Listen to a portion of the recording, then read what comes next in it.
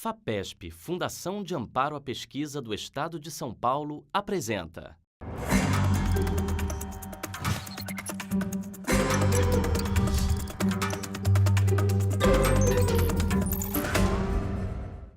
Essa série do Futura tem trazido para as câmeras a vida de pessoas muito interessantes, de pesquisadores de várias naturezas, com vários tipos de estudos e ações. E, principalmente, nós temos sido brindados com a presença de pessoas que utilizaram ferramentas de pesquisa e conhecimento científico para gerar empresas através de um projeto que a FAPESP mantém, que é o projeto PIP, que permite, então, que se incube empresas e se produza, além de conhecimento, se produza empregos e renda. O Daniel Kuker, ele teve a ideia de entrar no mundo das humanidades digitais e fez um aplicativo e uma empresa chamada PlayAxe, que permite que se quantifique o consumo de música através de várias mídias. Eu vou parar por aqui porque o Daniel tem muito para contar, inclusive sobre a ideia de como surgiu e qual a aplicação que essas informações trazem para o mercado da música. Perfeitamente. Bom, a PlayAxe surgiu mais ou menos 4 anos, foi uma ideia que veio do meu sócio, Juliano. Ele me procurou, ele trabalhou muitos anos no mercado da música, ele já foi produtor, teve gravadora e tudo mais, trabalhou com artista e ele teve uma ideia inicial do que seria o projeto e precisava de alguém técnico, que no caso era eu, né, o cara da computação, para desenvolver a solução que ele imaginava. E aí a gente se encontrou, foi um encontro muito feliz, porque eu sempre fui apaixonado por música, a música sempre permeou a minha vida como sendo algo essencial. Então trabalhar com música para mim seria uma enorme alegria. Então eu achei a ideia do Juliano genial e a gente se juntou, começamos a esboçar uma solução. Inicialmente,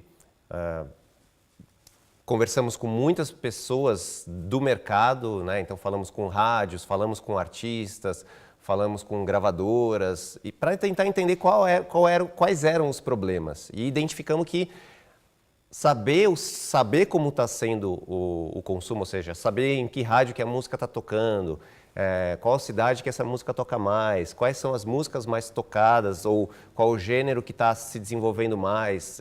Todas essas informações eram relevantes para essas pessoas e a gente começou a desenvolver o projeto, inicialmente de casa mesmo, o meu sócio da casa dele, eu da minha casa, e a coisa começou a evoluir, começou a dar certo e a gente decidiu buscar um apoio, no caso, no projeto da FAPESP, no projeto PIP, para a gente poder avançar um pouco mais rápido do que a gente estava indo naquele momento, que éramos só nós dois, a gente conseguia avançar do tamanho da nossa perna. Então, tendo outras pessoas dentro da empresa, poderia ajudar, né, a desenvolver a solução com mais propriedade, né? Eu mesmo tenho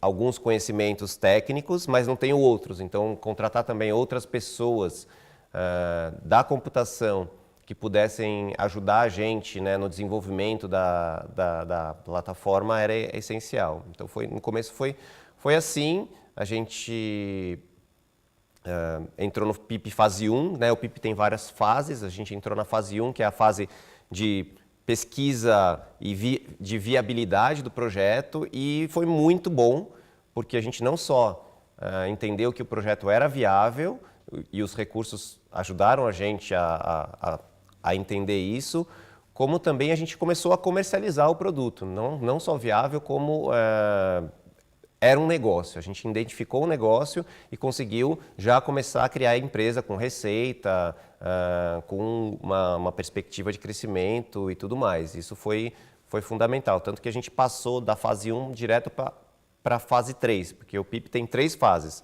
A fase 2, que seria o desenvolvimento do projeto, a gente fez praticamente uma boa parte na fase 1. Né? Não precisamos dos recursos da fase 2, porque o próprio mercado já mostrou que aquilo era viável e a gente já começou a ter um pequeno faturamento na empresa.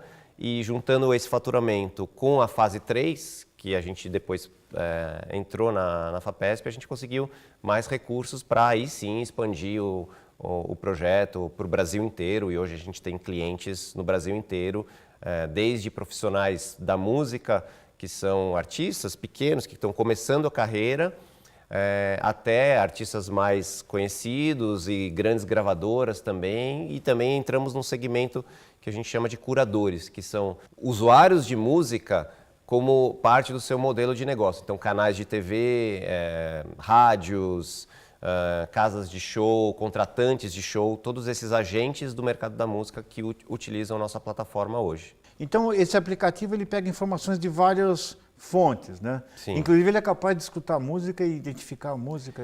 Exatamente. A gente desenvolveu um algoritmo que a gente chama de Audio Fingerprint.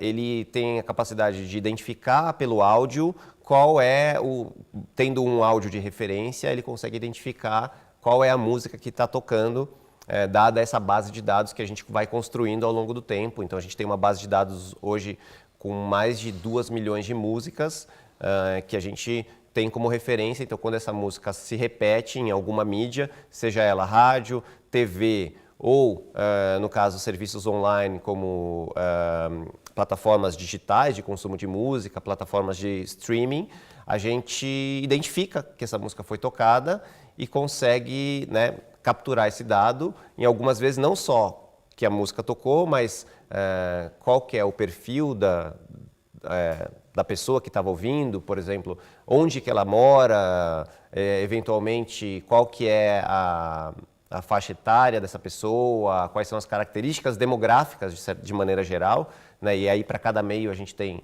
informações diferentes e esse algoritmo, então a gente captura todos esses dados, centraliza eles numa base de dados e depois a gente tem maneiras de, como são muitos dados, então a gente utiliza a nuvem para armazenar todas essas informações, também que tem um custo alto. Então uma característica muito peculiar da nossa empresa é que mesmo quando a gente não tinha ainda clientes, a gente já tinha um custo alto de servidores, que no caso a gente usava a nuvem e a gente também usou os recursos da FAPESP para pagar esses custos de infraestrutura de servidor que de outro modo a gente não conseguiria ter porque era caro, logo de início já era bem alto. Imagina essa biblioteca de músicas, né? Porque cada música tem várias versões, exatamente, as pessoas têm vários timbres, então exatamente. Você tem que ter uma quantidade enorme de informações.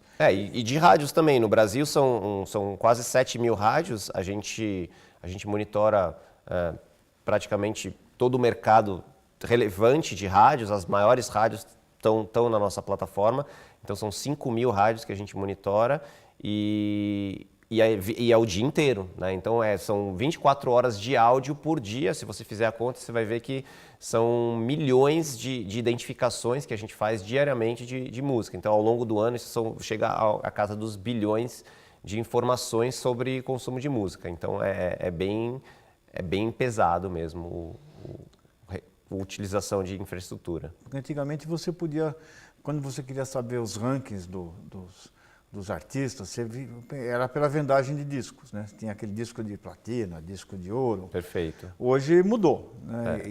E até para você, digamos, manter um mercado de música, o sistema econômico, o sistema de direitos autorais também fica cada vez mais nessa mesma nuvem, né?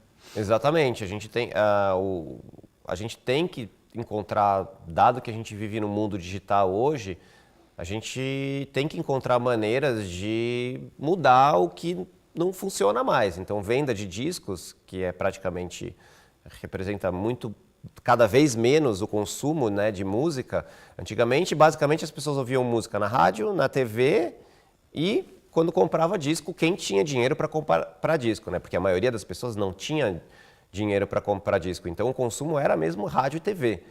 Hoje em dia, as pessoas ouvem música na internet, elas ouvem no celular, elas Tem também a pirataria, no caso, né? Então, que é um mundo à parte e que diminuiu até, né? É engraçado que a própria digitalização do consumo de música fez com que a pirataria acabasse diminuindo, porque você tem essas plataformas que você ouve gratuitamente, sendo bancado por anúncios, né? Então, plataformas que permitem você ouvir a música sem pagar por ela, mas de alguma maneira o produtor ou o criador do conteúdo tem uma receita por anúncios, né? Então, essa é uma forma nova de consumo e a gente tem que monitorar todas essas mídias e dizer para o artista onde que ele está tocando, quem está consumindo a música dele e quais são as oportunidades para expandir essa audiência.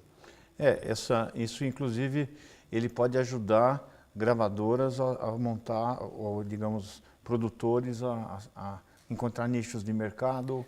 Totalmente, encontrar talentos, né? Então, porque muitas vezes você está olhando os que mais tocam, o ranking das mais tocadas, mas você tem faixas, né, de níveis de desenvolvimento. A gente criou uma metodologia que separa os artistas em camadas, né? Então você tem um iniciante, a gente tem 12 camadas de evolução e quem está lá no topo é exponencialmente maior do que quem está na base. Mas você começa a ir para os níveis 3, 4, 5, 6, esses artistas que são totalmente desconhecidos da massa começam a apresentar comportamentos e na internet esses comportamentos são muito rápidos, né?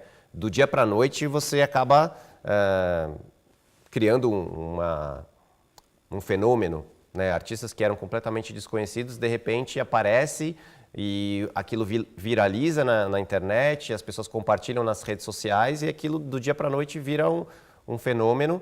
Então, capturar esse movimento rápido é muito importante, né? Então, a gente consegue, monitorando as redes sociais e as plataformas de consumo de música online, a gente consegue mapear esses casos que estão... e chegar neles primeiro do que todo mundo, né? Então, quer dizer, na verdade, em algum momento, quem não era nada e virou alguma coisa, todo mundo ficou sabendo quando ele virou alguma coisa, mas qual que é essa passagem, né? A passagem do desconhecido para a fama, né? E como identificar isso o quão cedo possível para a indústria, para as gravadoras, isso vale ouro, né? Porque elas pegam o artista quando ele ainda está num estágio que não é um estágio muito desenvolvido e ajudam o artista a se desenvolver, assinam contratos com eles e tudo mais e tem, né, um ganho em cima disso, obviamente. Daniel, nós estamos chegando no final, mas o teu trabalho é fascinante, sabe? Eu acho que... porque música ela faz parte da nossa vida e poucas pessoas não têm na música momentos de relaxamento, de inspiração, memórias associadas. E o tratamento objetivo e numérico desse mercado, ele é fundamental para que esse próprio mercado sobreviva e dê chance a outras pessoas. Essa conversa vai estar esperando por você no Futura Play, caso você queira ver de novo. E acho que vale você mostrar para as pessoas que existe um Brasil que funciona, que tem oportunidades, e que pode ser muito melhor do que ele é hoje. E a ciência pode ser um dos caminhos para isso. Muito obrigado pela atenção e um abraço a todos.